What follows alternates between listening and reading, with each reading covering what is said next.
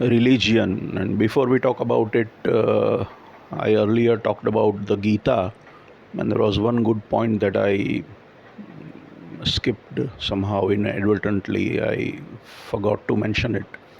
So let's talk about that. After saying everything in the Gita, Krishna is having a discussion or a dialogue or a conversation with Arjun. And after giving him all the information, knowledge, wisdom, gyan, and all, he says, Arjun, do what you think is appropriate. So finally, he leaves the decision to Arjun. So that's a good thing that you look, I have given you all the info and information and wisdom and knowledge. Now it is up to you to decide what you want to do or should do. Buddha, Lord Gautam Buddha also is supposed to have said that listen to Buddha, listen to me, listen to others, but then what you should do is up to you. You have to take a decision. Do what you think is right or appropriate. So that is a good thing that Krishna does in Gita. So that was one point about Gita which I thought we must cover before we move on to this topic of religion. And the other thing that generally happens is people believe that miraculous things and miracles happened because these were written in books, old books. There is Pushpak Viman mentioned in Ramayana, so people assume that look, they had that technology. And Ganpati, Shankar cut off Ganpati's head and then put the head of an elephant. So we are talking of transplant surgeries or stuff of that sort. So, or they talked of using fantastic weapons like Brahmastra. So we think maybe they had nuclear technology. So these old books, these old religious texts, scriptures and books like that, holy books, contain these miraculous references or mentions, and we think that proves that they had that kind of technology in the past also. But that is a very stupid, actually very stupid way of looking at it, because generally what happens is imagination precedes reality. You first imagine things and later on that actually happens or may not happen. I mean, there are cases when that's called science fiction. Nowadays we call it science fiction. Science fiction writers write many things. They write about time travel and lots of stuff. Now all that they write about may eventually become reality or may not become reality. All their predictions or all their imagination or all their fantasies does not translate into reality. So it's just imagination. It's creativity of a writer, of the novelist, of the fiction writer. I can imagine and I can fantasize about something. I can write it on a piece of paper. I can write a story about it. And maybe 500 years later, I am a science fiction writer. I am a novelist. I fantasize about things. I imagine certain things and I write a story with these imaginative things and fiction. And 500 years later, maybe somebody reads it and that person assumes that, look, this guy wrote about it 500 years ago, so he had access to those actual technological inventions. And that's not true. I was simply fantasizing. Maybe 500 years later, some of it turns out to be true. Somebody makes that happen in one way or the other, or maybe it doesn't happen. So just because it was written in a book doesn't really prove that it actually existed. That's a very simplistic and naive way of looking at things. The famous French writer, novelist Jules Verne or Jules Verne, he wrote these novels. He imagined that there would be submarines, and he imagined and he wrote about submarines, and he wrote about going to the moon and going around the world and many things. None of that existed when he wrote about it. But then later on, some of it happened. People went to the moon, landed on the moon, submarine was invented. But in Jules Verne's times, these things did not exist.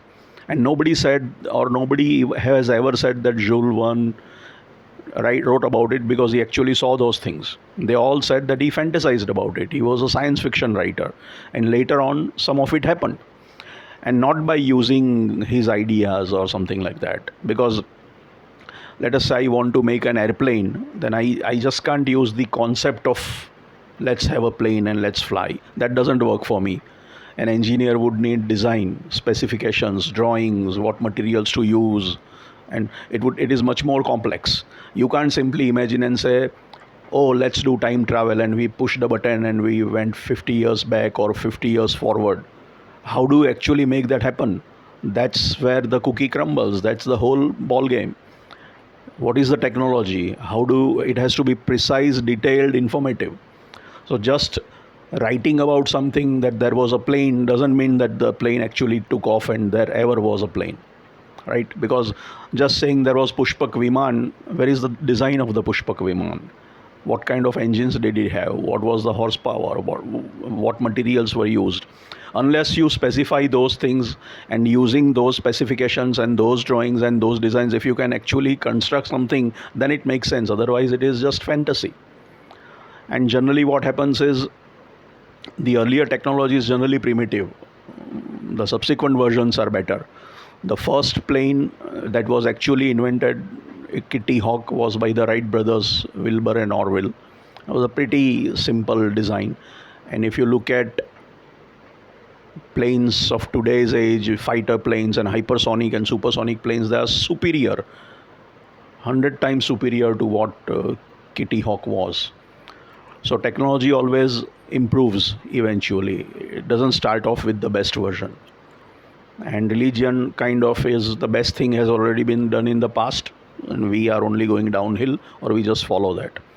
So that is the reverse of science. The religion talks about something different from the opposite of what science does or talks about. And just because something is written in a holy book doesn't mean that it actually existed. Somebody said, look, let me fire a Brahmastra, and that means they had a nuclear weapon. No. I mean, E equal to mc square on those kinds of calculations and designs and all sorts of things are needed.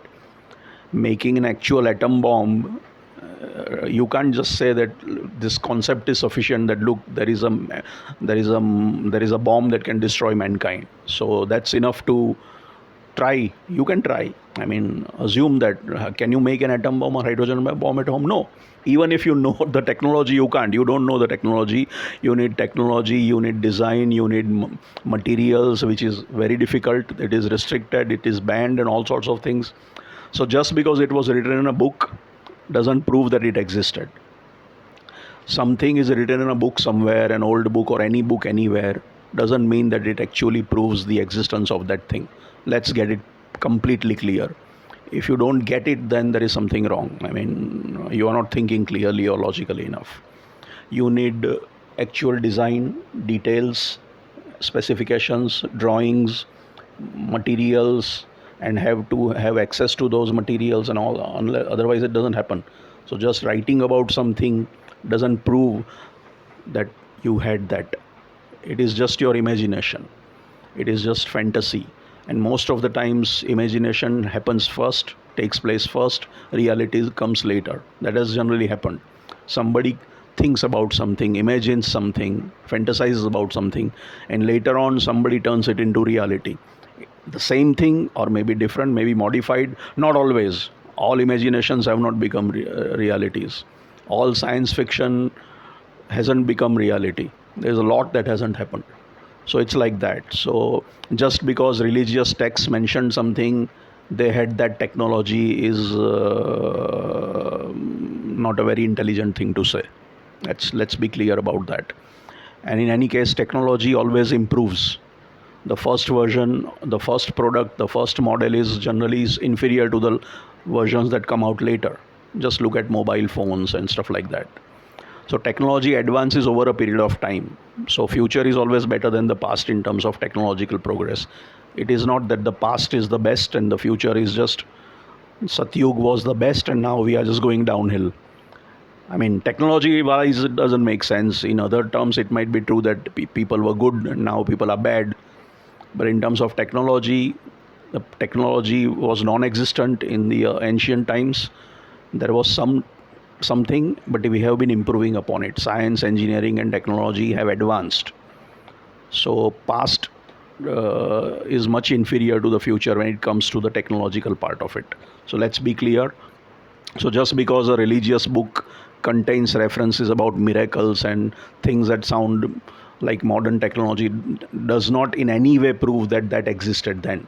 The writer is simply using fiction. He is a writer, like a science fiction writer. He is a novelist. He is writing a story. We must use our minds, apply our minds when we think like that. I mean, otherwise, what is the point of this, which is again given by God, if you believe in God? Having this and not using it is again an insult to God, I would say. Anyway, so now coming to religion, my point is, what exactly do we need it for? Why do we need religion in our daily lives? What is the need for religion? What is the function? What is its function? What is its functionality? Why do we need it? What purpose does it serve? I don't believe in religion. I don't do anything remotely religious. I don't pray uh, in a temple. I don't go to any place of worship or holy place, or I don't do pilgrimages and stuff like that. I don't do any rituals and rites. I don't commit daily 2 hours to worshipping God or puja or rituals and stuff like that. Zero. I spend zero amount of time, energy, and money on religious rites and practices. And I find nothing wrong with it, and it doesn't really work. It doesn't help me or doesn't harm me. I am perfectly okay without it. So why do something which is practically of no use?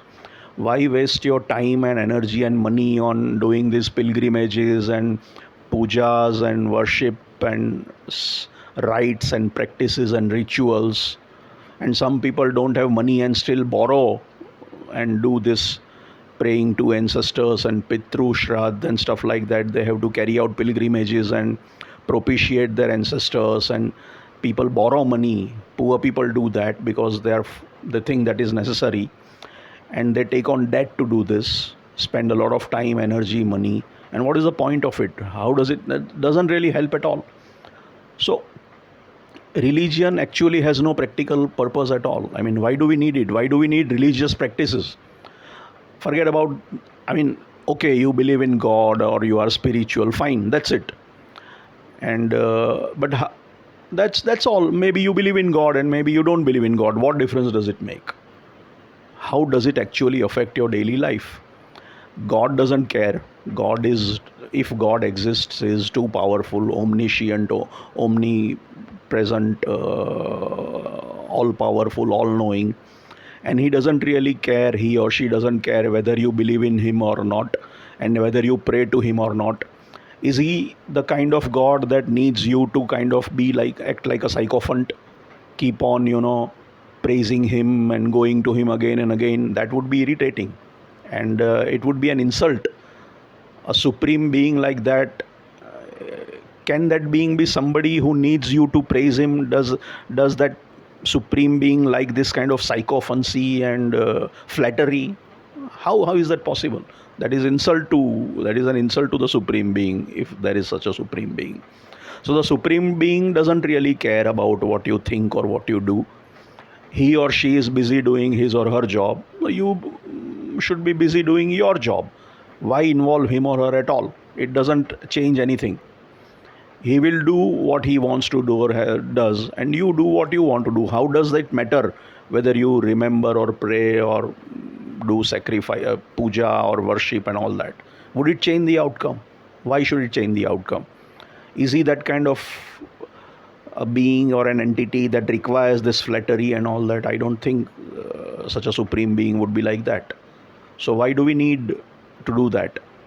You believe in God, fine. Maybe you can mentally offer a prayer. It maybe takes 2 minutes. Silently you can close your eyes, or you can do it silently, mentally offer a prayer. Why do you need to travel hundreds of miles and go to a place and do that in a particular place and a temple with lots of elaborate rituals and rites and stand in queues and pay money and have lots of complicated rituals and spend a lot of time, energy, and money. What purpose does it serve? Prayer can be done anytime, offered at any point of time. Silently, you can pray to God in 2 minutes or 1 minute or whatever, if you want to. So, what is the point? And is he the kind of God who says, no, that doesn't work for me, you have to go to this temple and do this elaborate stuff, only then I'm happy, and if you don't do that, I'm going to punish you? I don't think such a being or such an entity would behave or would even think like this or would be like this. So this is simply a waste of time, energy, and money. There is absolutely no need at all for any religious practice. One doesn't really need to spend a second of one's time in this worship and ritual and rites and puja and stuff like that. No need to spend any amount of time, energy, or money. You just go about doing your job. If you want to offer a prayer, fine. If you don't want to offer a prayer, fine. Doesn't really matter to him. I don't think he would care either way. And he has not said that. And how do you believe that that is true? That is actually said that, no, you have to do this, right? And you believe in him, fine. You don't believe in him, fine. Doesn't really change anything. Of course,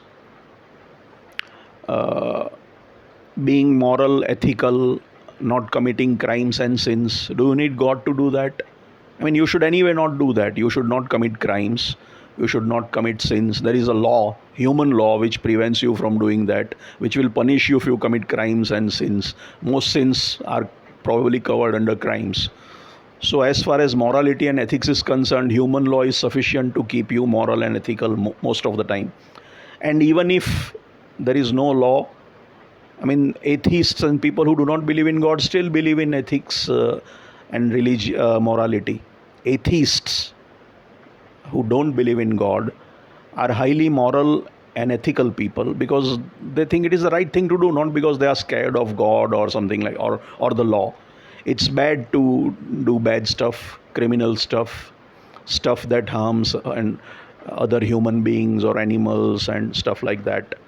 Cheating and deceit and fraud and crime and hurting people and violence and anything that is bad, which is harmful to other people, lives around you, animals around you, is bad.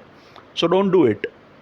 You don't need a God to tell you that. You know it yourself intrinsically. It is ethics can be an immanent or intrinsic a priori part of you. That's what Immanuel Kant, one of the philosophers, said.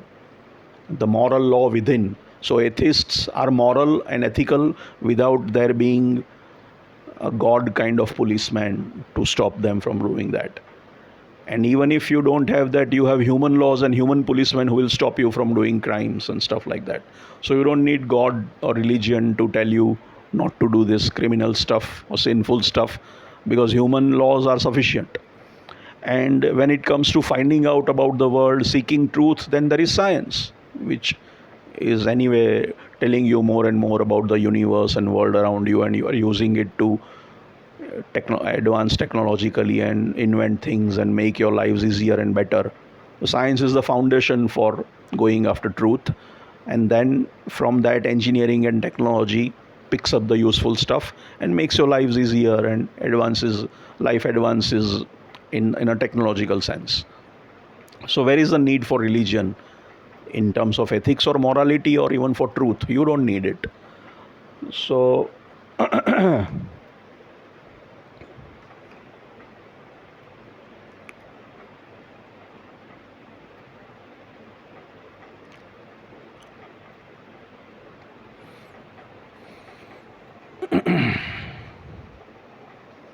so my point is, do it. I mean, some people do it because it gives them some mental peace, it makes them happy. Okay, fine. I mean, if going to the temple or doing some worship or some rite or ritual makes you happy and at peace and gives you some solace, fine, that might be a useful thing to do. But otherwise, actually, there is no fundamental need for it. it is some sort of mental, psychological satisfaction to get out of it, fine. But I don't think it justifies the kind of expenditure and time and energy that you have to spend looking at what is the auspicious time and then doing at the auspicious time and all that. So you can be you can believe in God, you can be a spiritual person in the sense that you believe in God and you are a decent human being, you believe in God, and that's it. And maybe offer a prayer silently if you feel like it. Otherwise, you don't need to burden your life with any religious exercises of going to places and pilgrimages and worshipful practices and rites and rituals. No need to waste any time, energy, or money. I do none of that. I am not religious, and it has not harmed me.